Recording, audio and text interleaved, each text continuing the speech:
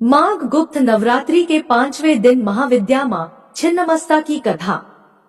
जय श्री कृष्णा, राधे राधे, जय माता दी। आप सभी पर मां भगवती की कृपा सदा सर्वदा बनी रहे, इसी मंगल कामना के साथ आज की वीडियो का शुभारंभ करती हूँ। आज माघ गुप्त नवरात्रि का 5वां दिन है। गुप्त नवरात्रि के 5वें दिन महाविद्या छिन्नमस्ता की पूजा करने का नियम है। तंत्र शास्त्र में महाविद्या छिन्नमस्ता की उपासना करने से समाज में मान सम्मान प्रसिद्धि मिलती है।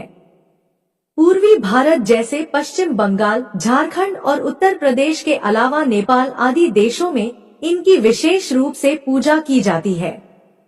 छिन्नमस्ता महाविद्या की पूजा में अगर कोई कमी रह जाती है तो विपरीत फल देने वाली होती है। यही कारण है कि आम लोगों के लिए इनकी साधना को उपयुक्त नहीं माना गया है।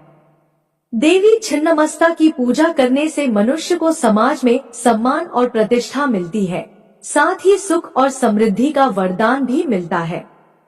देवी अपने साधक को ज्ञान, समृद्धि, विजय, स्वास्थ्य और धन का आशीर्वाद देती है। महाविद्या छिन्नमस्ता की पूजा उन लोगों के लिए बहुत प्रभावशाली है जो बांझपन या ऋण से संबंधित या यौन रोग से संबंधित समस्याओं का सामना कर रहे हैं। मां छिन्नमस्ता की पूजा व्यावसायिक हानि से उभरने में भी सहायता करती है। मां छिन्नमस्ता की पूजा करने से समृद्धि, स्थिरता और लंबे जीवन के साथ साथ और भी अनगिनत लाभ होते हैं। देवी छिन्नमस्ता को माता चिंतपूर्णी का स्वरूप माना गया है। शिव पुराण और मार्कंडेय पुराण में इस बात का वर्णन मिलता है कि देवी छिन्नमस्ता ने राक्षसों का संहार कर देवताओं को उनसे मुक्त कराया था। देवी छिन्नमस्ता चिंतापूर्ण मां का स्वरूप है, इसलिए इनकी पूजा कई अर्थों में उनके भक्तों के लिए फलदायी होती है। चिंता को हरकर देवी अपने भक्तों के सभी संकटों को भी दूर करती हैं, साथ ही सभी प्रकार की सिद्धियां भी प्रदान करती हैं। देवी का इसलिए व्रत करना और उनका विधि विधान से पूजन करना बहुत ही शुभ फलदायी रहता है। मां छिन्नमस्ता अपने गले में हड्डियों की माला धारण करती है। देवी छिन्नमस्ता की नाभि में योनि चक्र पाया जाता है। देवी की आराधना गुप्त नवरात्रि के अलावा दीपावली के दिन भी करना बहुत शुभ माना जाता है। इनकी पूजा शुक्रवार के दिन भी की जाती है। मां के प्रादुर्भाव की कथा इस प्रकार है। एक बार देवी पार्वती हिमालय भ्रमण कर रही थी। उनके साथ उनकी 2 सहचरियां जया और विजया भी थी। हिमालय पर भ्रमण करते हुए वे हिमालय से दूर आ निकली। मार्ग में सुंदर मंदाकिनी नदी कल कल करती हुई बह रही थी, जिसका साफ स्वच्छ जल दिखने पर देवी पार्वती के मन में स्नान की इच्छा हुई। उन्होंने जया विजया को अपनी मंशा के बारे में अवगत कराया व उनको भी स्नान करने को कहा, किंतु वे दोनों भूखी थी। बोली, देवी हमें भूख लगी है, हम स्नान नहीं कर सकते। तो देवी ने कहा, ठीक है, मैं स्नान करती हूँ, तुम विश्राम कर लो। किंतु स्नान में देवी को अधिक समय लग गया। जया विजया ने पुनः देवी से कहा कि उनको कुछ खाने को चाहिए। देवी स्नान करती हुई बोली, कुछ देर में बाहर आकर तुम्हें कुछ खाने को दूंगी।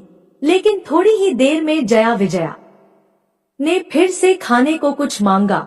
इस पर देवी नदी से बाहर आ गई और अपने हाथों में उन्होंने एक दिव्य खड़ग प्रकट किया और उस खड़ग से उन्होंने अपना सर काट लिया। देवी के कटे गले से रुधिर की धारा बहने लगी।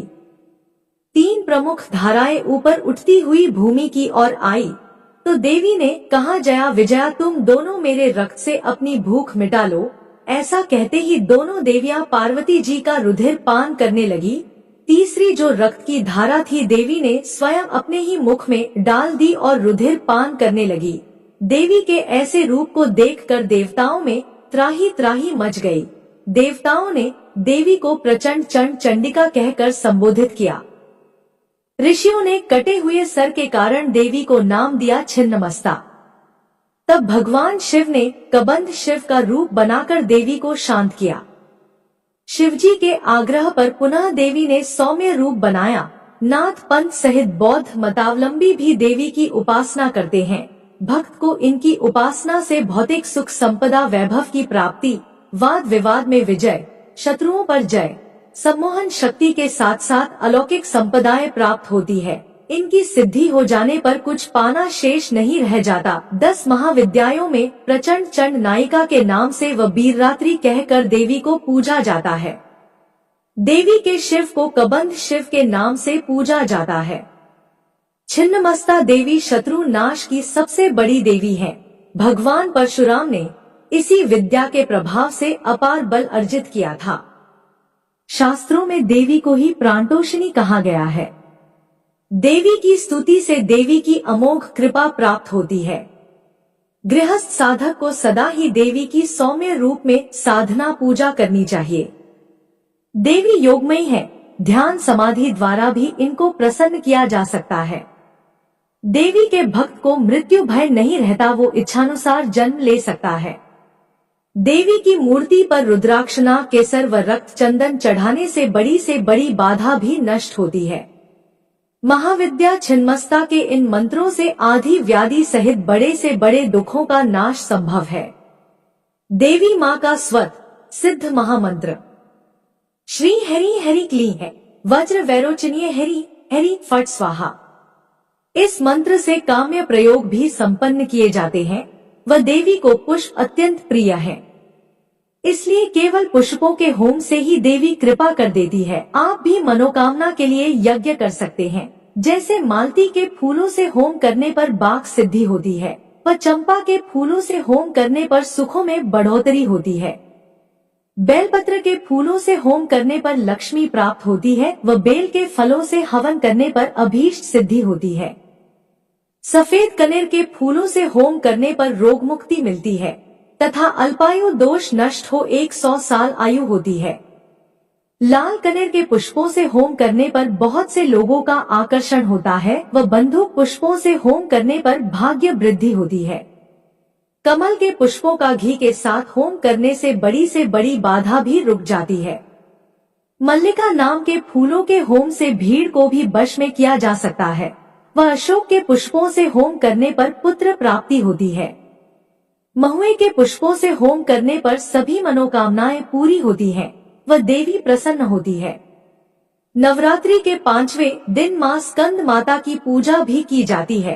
तो अब सुनिए मां स्कंद माता की कथा। देवासुर संग्राम के सेनापति भगवान स्कंद यानी भगवान कार्तिकेय जी की माता होने के कारण इन्हें स्कंद माता के नाम से जाना जाता है। यह देवी शक्ति और सुख का एहसास कराती है। स्कंद माता सूर्य मंडल की अधिष्ठात्री देवी हैं। इसी कारण इनके चेहरे पर तेज विद्यमान है। इनका वर्ण शुभ्र है। भगवान स्कंद को बाल रूप में गोद में बिठाए हुए यह देवी वात्सल्य से ओतप्रोत है। माँ की उपासना के साथ ही भगवान स्कंद की उपासना स्वयं ही पूर्ण हो जाती है, क्योंकि भगवान बाल स्वरूप में सदा ही अपनी माँ की गोद में विराजते रहते हैं। भव सागर के दुखों से मुक्ति पाने के लिए इससे दूसरा सुलभ साधन कोई नहीं है। स्कंद माता कमल के आसन पर विराजमान रहती हैं, इसलिए इन्हें पद्मासना देवी भी कहते हैं। इनका वाहन भी सिंह है। इन्हें कल्याणकारी शक्ति की अधिष्ठात्री भी कहा जाता है। इन देवी की 4 भुजाएं हैं। दाईं तरफ की ऊपर वाली भुजा से इन्होंने भगवान स्कंद को गोद में पकड़ा हुआ है। नीचे वाली भुजा में कमल का पुष्प धारण किया हुआ है। बाईं तरफ ऊपर वाली भुजा में वर मुद्रा में है और नीचे वाली भुजा में कमल का पुष्प है। देवासुर संग्राम में तारकासुर नाम के दैत्य का वध करने के लिए ही भगवान स्कंद की उत्पत्ति हुई थी। प्राचीन कथा के अनुसार कार्तिकेय जी का जन्म भगवान शिव और देवी पार्वती से दूर सरकंडे के एक वन में हुआ था। उस बालक के 6 मुख थे। उस वन में कृतिकाएं रहती थी। कृतिका को जब वह 6 मुख वाला बालक मिला तब उन्होंने उसका पालन किया था। इसी वजह से बालक का नाम कार्तिकेय पड़ गया। भगवान शिव और देवी पार्वती से दूर रहकर वह बालक अब बड़ा होने लगा। कृतिकाएं बहुत अच्छी तरह से बालक का ध्यान रखती थी। एक दिन शिवजी को अपनी संतान के बारे में पता चला।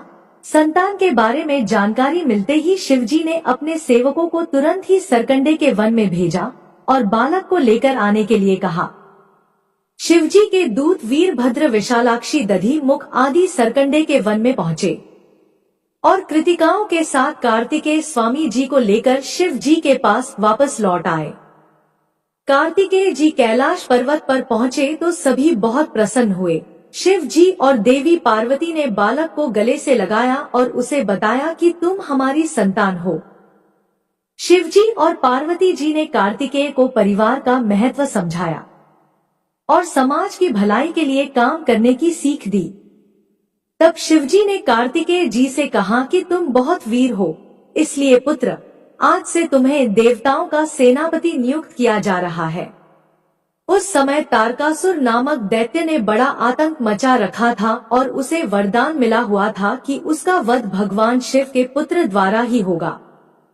जब कार्तिकेय जी देवताओं के सेनापति बने तब उन्होंने तारकासुर का वध किया था।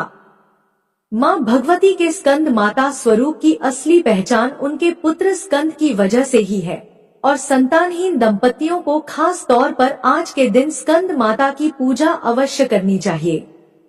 स्कंद माता की कृपा से संतानहीन को संतान सुख मिलता है और संतान से जुड़ी समस्याएं भी दूर हो जाती हैं। तो यह थी आज की हमारी वीडियो। आशा करती हूँ आप सभा को कथा पसंद आई होगी। अगर वीडियो पसंद आया हो तो वीडियो को लाइक और चैनल को सब्सक्राइब अवश्य करें। मिलते हैं अगली वीडियो में, तब तक के लिए जय श्री कृष्णा, राधे राधे।